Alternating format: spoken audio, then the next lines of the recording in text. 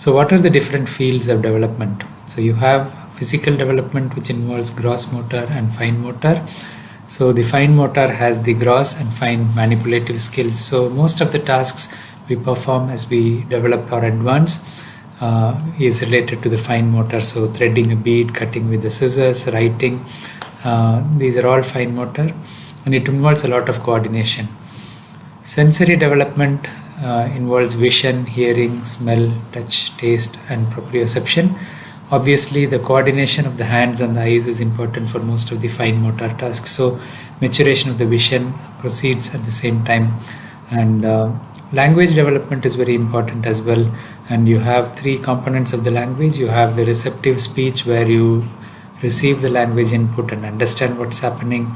You have the expressive speech, where you learn to express what you want to say, and articulation, where you have to put the expressive speech. The thought comes to your mind, but unless you articulate or speak it, you won't produce the sounds that convey the meaning.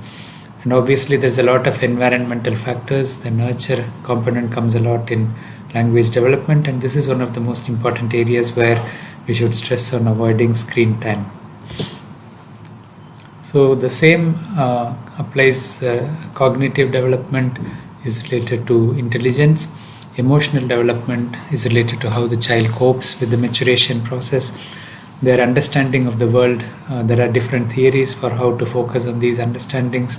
So you have, as a child develops, abstract reasoning and concrete reasoning develops later on.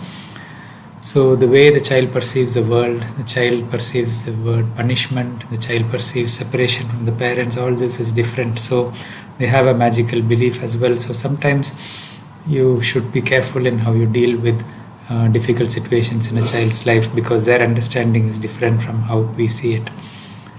We have social development, where the child understands how the rules are placed in the society.